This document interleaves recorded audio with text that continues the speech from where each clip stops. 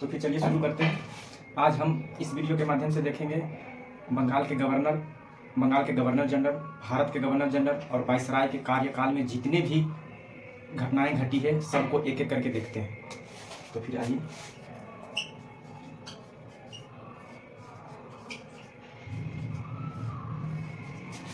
तो हम देखते हैं कि गवर्नर जनरल के पीरियड में सबसे पहला जो है कि बंगाल का गवर्नर अगर जो पूछा जाए तो बंगाल का गवर्नर रॉबर्ट क्लाइव को माना जाता है। तो रॉबर्ट क्लाइव से हम स्टार्ट करते हैं और जितने भी इंपॉर्टेंट क्वेश्चन बनेंगे रॉबर्ट क्लाइव से सारा क्वेश्चन को कराया जाएगा। उसके बाद के जितने भी गवर्नर जनरल है उससे जितने भी संबंधित क्वेश्चन है इंपॉर्टेंट सारे क्वेश्चन को हम इसमें कवर करेंगे। तो फिर रॉबर्ट क्लाइव के बारे में हम देखते हैं।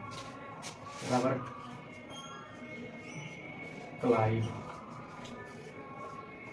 क्लाइव का कार्यकाल जो है, पहला कार्यकाल इसका 1757 से लेकर के 60 तक है और दूसरा जो है कि कार्यकाल इसका जो आता है 1765 से लेकर के 67 के बीच में। ठीक है, तो देखते हैं कि 1757 से लेकर के 60 और दूसरा कार्यकाल इसका आता है 1765 से लेकर के 67 के बीच में। तो रॉबर्ट क्लाइव से संबंधित जो महत्वपूर्ण घटना है इसमें सबसे पहला यह है कि बंगाल का पहला गवर्नर अगर जो पूछा जाए तो रॉबर्ट क्लाइव है और इसी ने सबसे पहले जो है कि बंगाल में द्वैध शासन की व्यवस्था को लागू किया था। द्वैध शासन की व्यवस्था 1765 में आती है, उसको हम टोटल को लिख करके समझाएंगे। पहले एक बार सुन लीजिए इसके कार्यकाल में कितनी घटनाएं होती हैं।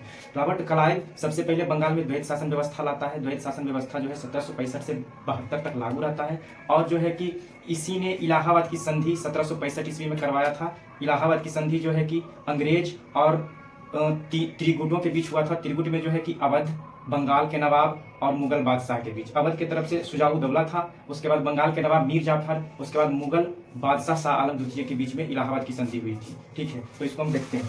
रॉबर्ट क्लाइव जो है इसको बोला जाता है बंगाल का पहला गवर्नर। ठीक, पहला गवर्नर। दूसरा चीज है कि इसने द्वैध शासन व्यवस्था लाया था बंगाल में। द्वैध शासन व्यवस्था, तो द्वैध शासन व्यवस्था को लाया था इसने 1765 ईस्वी में और उसके बाद ये लागू रहा 72 तक। ठीक है, और इसी 72 में जो है कि आता है वारेन हेस्टिंग्स द्वैध शासन व्यवस्था को समाप्त कर देता है। ठीक, और इसके काल में जो हुआ था इलाहाबाद की संधि। इलाहाबाद की संधि जो हुआ था वो हुआ था 1765 ईस्वी में। ठीक, इलाहाबाद की संधि जो है कि किनके बीच हुआ वो देख लीजिए। अंग्रेज की तरफ से रॉबर्ट क्लाइव और उसके बाद जो इधर हुआ था 3 सेनाएं थी। एक था अवध के नवाब शुजा-उद-दौला,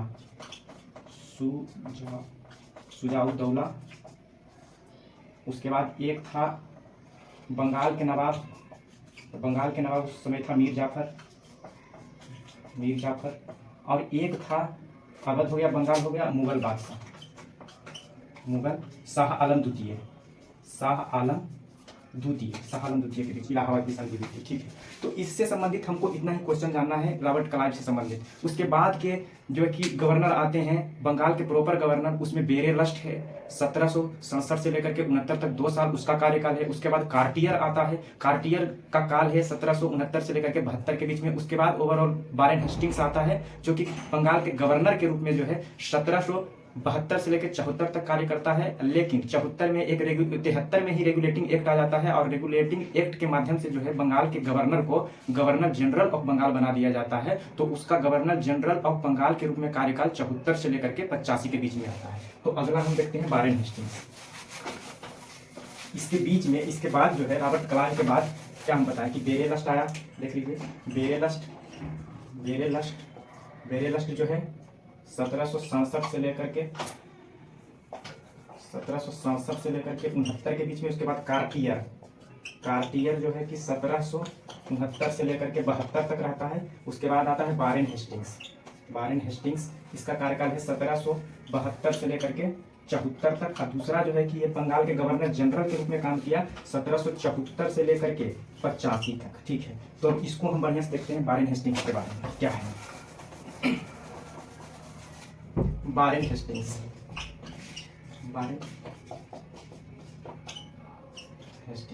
ये जो है इसका कार्यकाल 1772 से लेकर के 74 तक। उसके बाद सेकेंड कार्यकाल 1774 ईस्वी से लेकर के 85 तक। ठीक है, तो जिस समय वारेन हेस्टिंग्स भारत आया था वह एक क्लर्क के रूप में भारत आया था।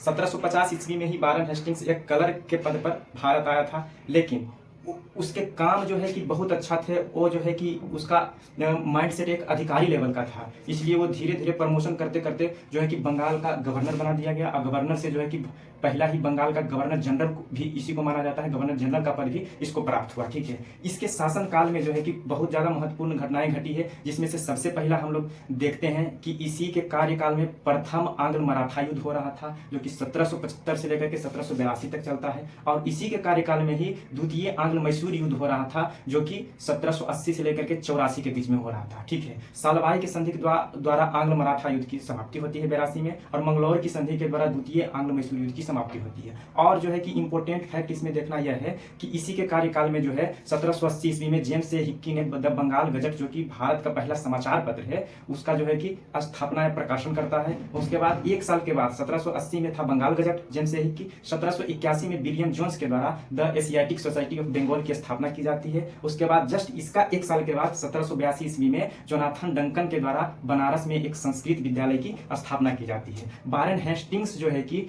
इसी के कार्यकाल में 1773 ईस्वी का रेगुलेटिंग एक्ट आता है, और उसी के अनुसार या उसी के अनुरूप जो है कि एक सुप्रीम कोर्ट की गठन कलकत्ता में कराया जाता है, जिसका प्रथम जो है कि मुख्य न्यायाधीश एलिजा इंटे को बनाया जाता है, और उसके साथ साथ 3 अन्य न्यायाधीश रहते हैं। तो एक टोटल चीज हम इसके बारे में ओवरऑल देख लेते हैं कि ये जो है कि बंगाल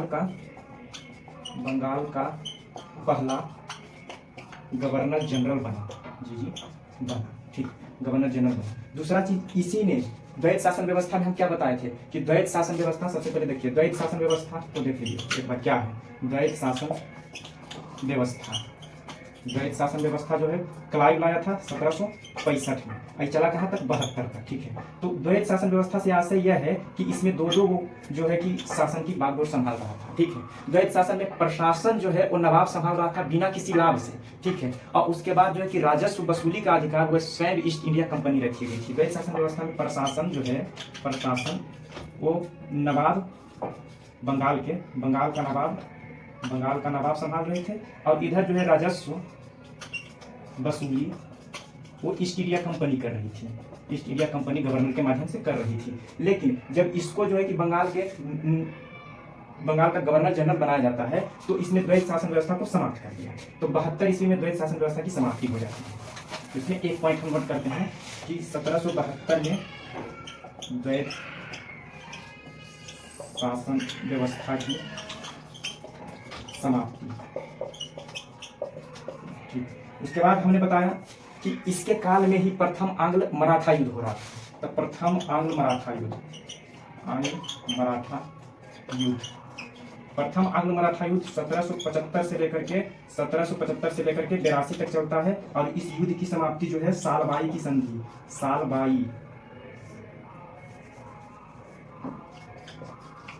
सालबाई की संधि से समाप्त होता है। सालबाई की संधि 1782 में होता है। इसी के कार्यकाल में जो है कि दूसरा आंग्ल मैसूर युद्ध हुआ। इसका कार्यकाल जो है आंग्ल मैसूर युद्ध का 1780 से लेकर 84 तक था। 1780 से लेकर के 84 तक था, और ये जो है मंगलौर की संधि के द्वारा समाप्त।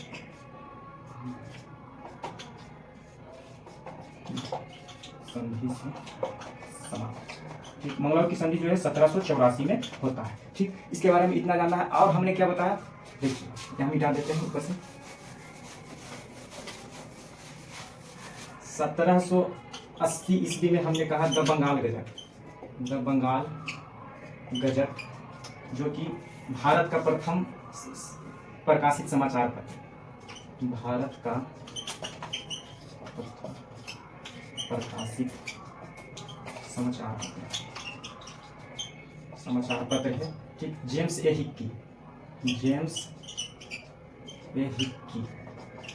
ए हिक्की इसके संस्थापक हैं। उसके बाद हमने बताया कि 1781 ईस्वी का जब दौर आता है, तो 1781 ईस्वी में विलियम जोन्स के द्वारा the Asiatic Society of Bengal की स्थापना की जाती है। The Asiatic Society of Bengal, the Asiatic Society of Bengal की स्थापना विलियम जोन्स विलियम जोन्स के द्वारा की जाती है। उसके बाद हमने बताया कि 1782 ईस्वी में जोनाथन डंकन द्वारा बनारस में एक संस्कृत कॉलेज की स्थापना की जाती है। तो 1782 में आप नोट कीजिए कि बनारस में एक संस्कृत कॉलेज की स्थापना जोनाथन डंकन के द्वारा,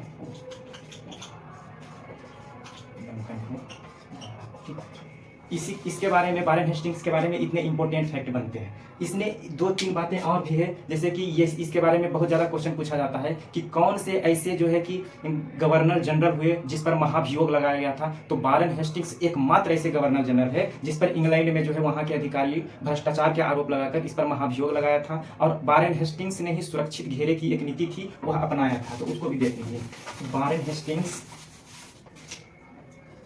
सुरक्षित घेरे की नीति किसने अपनाया था? सुरक्षित घेरे की नीति वारेन हेस्टिंग्स के द्वारा। एकमात्र गवर्नर जनरल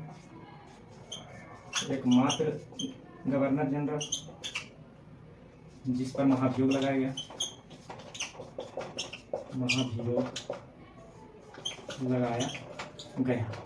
ठीक, एकमात्र गवर्नर जनरल जिस पर महाभियोग लगाया। सुरक्षित घेरे की नीति, सुरक्षित घेरे की नीति वैसे नीति को कहा जाता था जो कि जैसे कि एक बफर स्टेट के रूप में कोई कार्य करता था, कोई राज्य, जैसे कि हम किसी को किसी राज्य या राजवाड़े में जो अपना सेना को रख रहे हैं उसको सुरक्षा देने की दृष्टि से, लेकिन वो सेना का खर्च टोटल जिस राज्य में वो सेना रह रहा है उसका शासक उठाएगा, और उसी के उठाए गए खर्च पर वो सेना जो है कि वहाँ संचालन करेगा, और उसके बाद वही सेना जो है कि गवर्नर के लिए भी कार्य करेगा।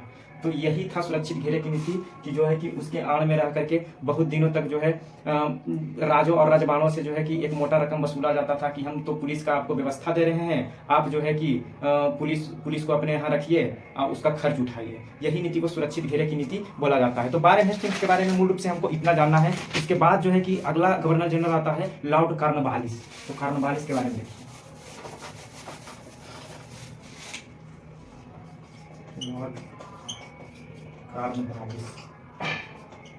Lord Cornwallis. तो लॉर्ड कॉर्नवालिस का जो है कार्यकाल 1786 से लेकर के 93 तक है। 1786 से लेकर के 93 तक, ठीक। लॉर्ड कॉर्नवालिस एक ऐसे गवर्नर जनरल है जिसने सबसे पहले, इसके बारे में बोला जाता है कि इसने अस्थायी बंदोबस्त की पद्धति भारत में लागू की, ठीक है। उसके बाद जो है कि ये एक भ्रमणशील अदालत की स्थापना करते हैं, और लॉर्ड कॉर्नवालिस को भारत में जो है कि नागरिक सेवा का जनक माना जाता है। इसने जो है कि कॉर्नवालिस कोड को लॉन्च किया। ये कॉर्नवालिस कोड क्या है वो हम अभी देखते हैं। उसके बाद कॉर्नवालिस को जो है कि माना जाता है मुख्य रूप से इसके राजस्व व्यवस्था जो स्थायी बंदोबस्त थी उसके लिए इसको विशेष रूप से हम लोग जानते हैं। तो देखिए कि अस्थायी बंदोबस्त, सबसे पहले कॉर्नवालिस अस्थायी बंदोबस्त लाया, अस्थायी बंदोबस्त, ठीक, 1793 ईस्वी में। अब एक चीज देख लीजिए कि ये तो लाया, तब चलिए ये है जमीन से संबंधित एक व्यवस्था। तो हम टोटल व्यवस्था जितना भी उस समय था उसको हम एक ही बार देख लेते हैं, एक भी चीज नहीं छोड़ेंगे, ठीक है। तो अस्थायी बंदोबस्त कॉर्नवालिस लाया। तो देख लीजिए उस समय जिस समय व्यवस्थाएं आ रही थी या अंग्रेज यहाँ पर शासन कर रहा था, वो 3 तरह का व्यवस्था ला करके पूरा भू राजस्व की वसूली करती थी। पहला था अस्थायी बंदोबस्त, जिसको कॉर्नवालिस 1793 ईस्वी में लाता है। और कॉर्नवालिस जो इस व्यवस्था को लाता है, इसमें जो है कि जमींदारों से ही डायरेक्ट वसूली की जाती थी। उसके बाद यह व्यवस्था सिर्फ और सिर्फ बंगाल, बिहार और उड़ीसा पर लागू था, जो कि भारत में टोटल 19% क्षेत्र बंगाल, बिहार और उड़ीसा का था। उस पर जो है कि स्थायी बंदोबस्त की व्यवस्था लाई गई थी। दूसरा जो आता है मजा कि टॉमस मुनरो जब यहाँ पर आते हैं गवर्नर जनरल बनकर के, तो 1801 ईस्वी में रैयत वाली व्यवस्था वो लाते हैं। अब वो जो है कि जमींदार को मालिकाना हक न देकर किसानों को मालिकाना हक दे देते हैं। तो रैयत वाली व्यवस्था किसान से किया गया था, और यह जो है कि मद्रास, बॉम्बे और फिर असम में टोटल ओवरऑल जितना पर शासन कर रही थी अंग्रेज, उसका 51% क्षेत्र पर रैयतवाड़ी व्यवस्था था। अब तीसरा जो आता है महालवाड़ी व्यवस्था, जो टोटल के टोटल जो है कि 30% भारतीय क्षेत्रों पर लाया गया था, और यह व्यवस्था को लाने वाले हार्ट मैकेंजी थे, ठीक है। इसमें जो है कि ना ही मालिकाना हक जमींदारों को दिया गया और ना ही किसानों को दिया गया। यह डायरेक्ट सेटलमेंट जो वहाँ की मुखिया या फिर महाल जिसको बोला जाता था, वो था, उसकी जिम्मेदारी थी कि राजस्व वसूल कर दिया जाए। तो तीनों व्यवस्था हम देख लेते हैं। अस्थायी बंदोबस्त, भूमि से संबंधित व्यवस्था, भूमि व्यवस्था देखते हैं। इसमें पहला था परमानेंट सेटलमेंट, अस्थायी बंदोबस्त, ठीक। अस्थायी बंदोबस्त को कॉर्नवालिस लाया, कॉर्नवालिस 93 में लाया, 1793, ठीक। और इसमें जो है कि किया गया डायरेक्ट जमींदारों से। और इसमें एक चीज और है कि बिहार, बंगाल उड़ीसा के टोटल जो है 19% क्षेत्र पर लाएगा। दूसरा व्यवस्था हमने बताया रैयतवाड़ी व्यवस्था। इसको जो है कि किसने लाया, तो इसको लाया टॉमस मुनरो। इसको लाता है 1801 ईस्वी में। और ये जो है कि किया गया किसानों के साथ, किसानों से। और ये जो लाया गया था वो लाया गया था ये किस क्षेत्र में लाया गया, ये लाया गया था आपका मद्रास, बॉम्बे और फिर असम वाले क्षेत्र पर। हाँ, मद्रास, बॉम्बे और असम। ठीक, ये टोटल क्षेत्र था 51% क्षेत्र था। और तीसरा जो हम देखते हैं महालवाड़ी व्यवस्था। ठीक, महालवाड़ी व्यवस्था लाया गया था हाल्ट मैकेंजी के द्वारा, हाल्ट मैकेंजी। और ये जो लाया गया था 1820 में। ठीक, उसके बाद जो है कि ये डायरेक्ट किया गया था महाल से, महाल या फिर इसको मुखिया बोल सकते हैं, मुखिया से।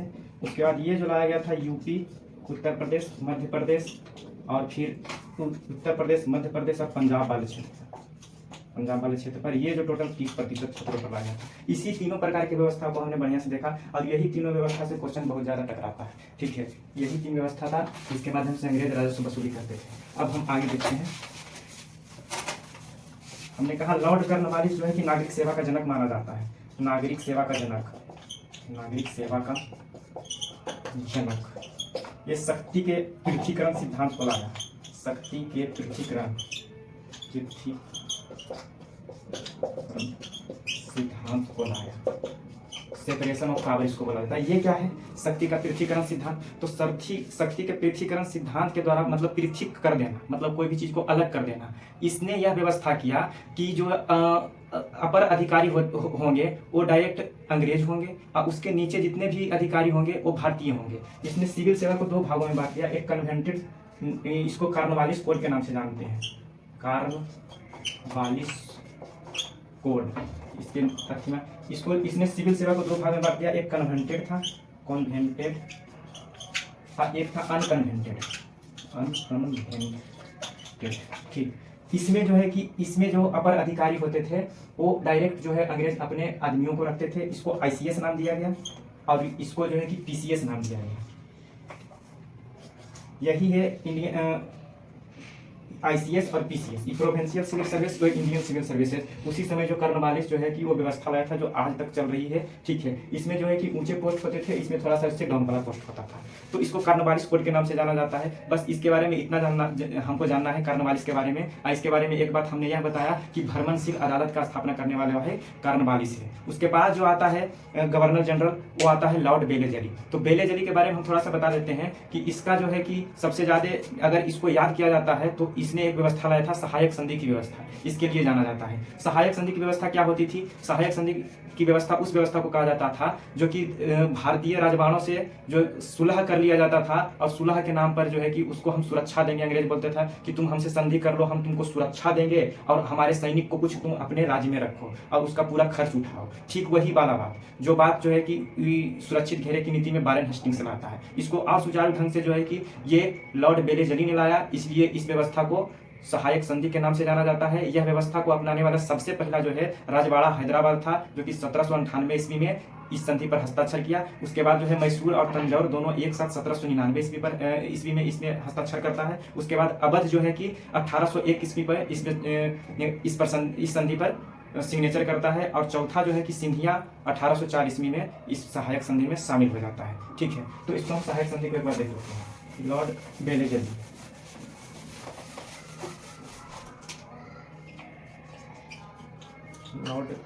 बेलेजली, लॉर्ड बेलेजली के बारे में देखते हैं। तो बेलेजली का कार्यकाल 1798 से लेकर के 1805 ईस्वी तक माना जाता है, 1798 से 1805 तक। ठीक है, सहायक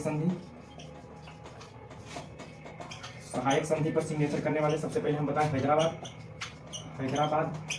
1798 में। उसके बाद मैसूर और तंजौर दोनों एक बार ये किया 1799 में। उसके बाद हम बताएं अवध 1801 में। उसके बाद ओवरऑल हमने बनाया था सिंधिया, जो कि 1804 में किया था। सिंधिया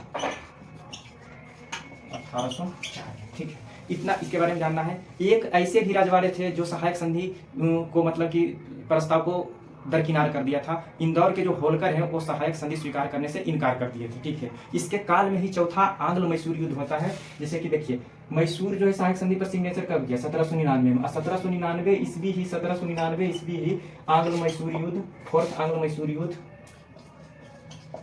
आंग्ल मैसूर युद्ध का काल है। और इसी युद्ध में जो है टिप्पू सुल्तान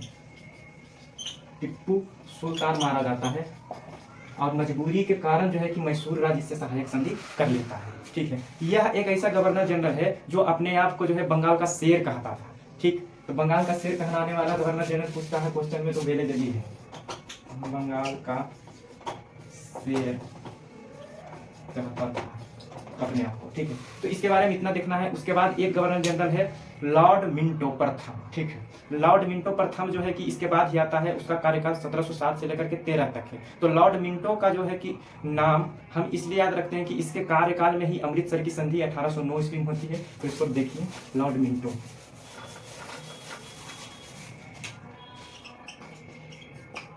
लॉर्ड मिंटो प्रथम, अमृतसर की संधि, अमृतसर की संधि 1809 ईस्वी में होता है। किसके किसके बीच? रणजीत सिंह और फिर अंग्रेज की तरफ से चार्ल्स मैटकॉफ, अंग्रेज की तरफ से चार्ल्स मैटकॉफ के बीच में होता है। बस लॉर्ड मिंटो के कार्यकाल में एक ही चीज होता है। उसके बाद आता है लॉर्ड हेस्टिंग्स, ठीक है। लॉर्ड हेस्टिंग्स 10 सालों के लिए गवर्नर जनरल होता है, 1813 से लेकर के 1823 तक। इसके कार्यकाल में जो है पिंडारियों का दमन किया गया, और इसी के कार्यकाल में जो है कि आंग्ल नेपाल युद्ध चल रहा था, जो 1814 से लेकर 16 तक चला, और अंततः संगोली की संधि से आंग्ल नेपाल युद्ध की समाप्ति हुई। तो लॉर्ड हेस्टिंग्स के बारे में दो चीज लिख लीजिए। लॉर्ड हेस्टिंग्स,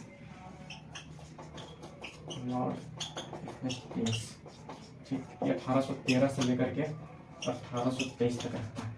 ये पिंडारियों को दमन किया था,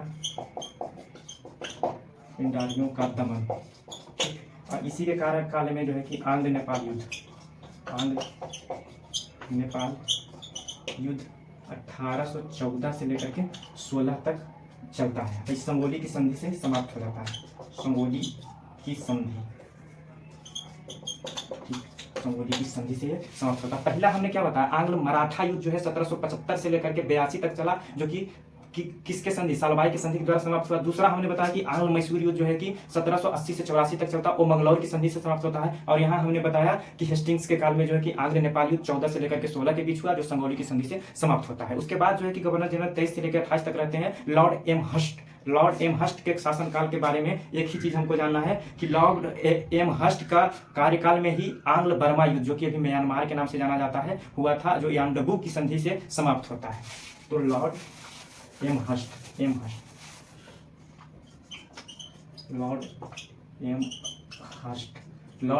के बारे में जानना है। लॉर्ड एम हस्ट के शासनकाल में ही प्रथम आंग्ल बर्मा युद्ध, इसका कार्यकाल है 1824 से लेकर के 26 के बीच में, और यह जो है कि यानडबू की संधि से समाप्त हुआ।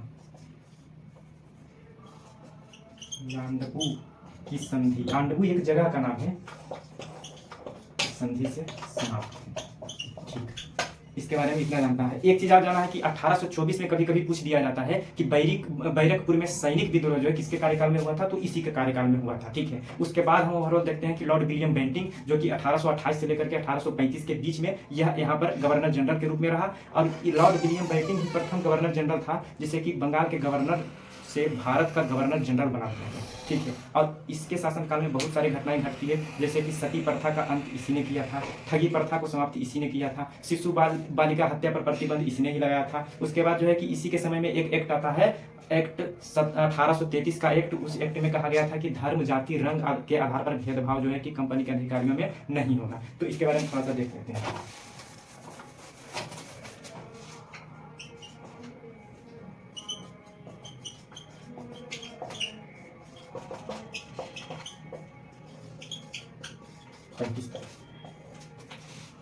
देखिए, भारत का प्रथम गवर्नर जनरल, सती प्रथा की समाप्ति, ये भी छापी है, समाप्ति।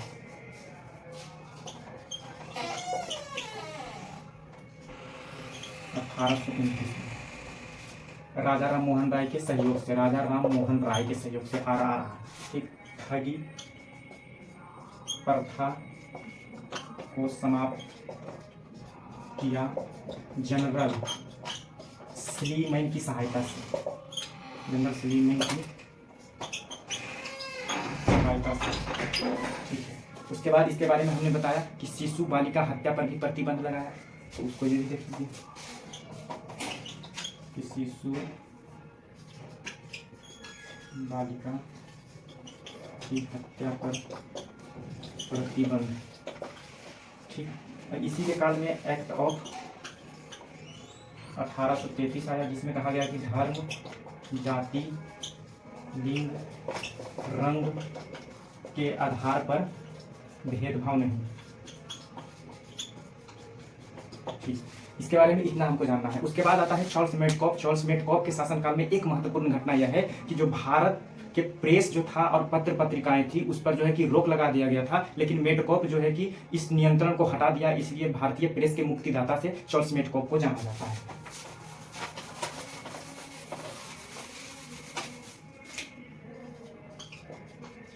चार्ल्स मेडकॉफ, चार्ल्स मेडकॉफ को जो है कि भारतीय प्रेस का मुक्तिदाता कहा जाता है। चार्ल्स मेडकॉफ को भारतीय प्रेस का मुक्तिदाता कहा जाता है। उसके बाद जो है कि उसके बाद के गवर्नर जनरल जो भी आए हैं उसको हम थोड़ा सा 2-3 गवर्नर जनरल ऐसे हैं जो उसका छोटा मोटा कार्यकाल है और छोटा मोटा कार्य भी है, उसको जो है कि हम बोल करके देख लेते हैं, अगर कोई इंपॉर्टेंट पॉइंट होगा तो उसको हम लिख भी देंगे। जैसे कि लॉर्ड आकलैंड आते हैं 1836 से लेकर के 42 तक, जो कि लॉर्ड आकलैंड के कार्यकाल में ही प्रथम आंग्ल अफगान युद्ध होता है 1739 से 42 तक। आकलैंड के बारे में देखते हैं, लॉर्ड आकलैंड, ठीक। लॉर्ड आकलैंड के बारे में 2-3 पॉइंट देखना है, जैसे कि प्रथम आंग्ल अफगान युद्ध, और एक कार्य इसने और किया कि जीटी रोड जो शेरशाह सूरी बनवाया था उसको इसने मरम्मत करवाया था, ठीक है। तो इसको देखते हैं, आंग्ल अफगान युद्ध, फर्स्ट आंग्ल अफगान युद्ध, ये चला था 1739 से लेकर के 42 तक, ठीक। उसके बाद ये जीटी रोड का मरम्मत करवाया। जीटी रोड का मरम्मत कहाँ से कहाँ तक करवाया? तब इसने करवाया कलकत्ता से दिल्ली तक, कलकत्ता से दिल्ली तक जीटी रोड का मरम्मत। जीटी रोड को जो है कि इसको स्थापित किसने किया था? तो शेरशाह सूरी, ये ख्याल रखिए, सूरवंश, ठीक।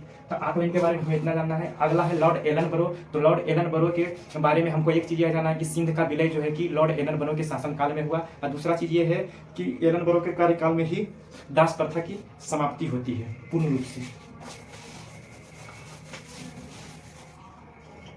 Lord Ellenborough, Lord Ellenborough. तो लॉर्ड एलनबरो के बारे में इसका एक चीज यह जानना है कि इसके काल में सिंध का विलय, सिंध विलय 1843 ईस्वी में होता है, ठीक। एक चीज हमने आकलैंड के बारे में यह बताया कि इसके कार्यकाल में जो है कि दास प्रथा का पूर्ण उन्मूलन हुआ था। तो दास प्रथा जो कि किससे संबंधित है? 1833 वाला एक्ट से, ठीक है। लेकिन यहाँ पर इसमें एक्ट में निहित था, लेकिन समाप्ति कब हुआ? तो 1843 ईस्वी में ये इसका एक्ट 5, 1843 का एक्ट 5 के द्वारा इसको समाप्त कर दिया गया। उसके बाद एक है लॉर्ड हार्डिंग। लॉर्ड हार्डिंग के लिए 2 बातें के लिए हम इसको याद करते हैं। पहला बात यह है कि प्रथम आंग्ल सिख युद्ध जब हुआ, जब वो लॉर्ड हार्डिंग यहाँ जो गवर्नर जनरल विद्यमान था,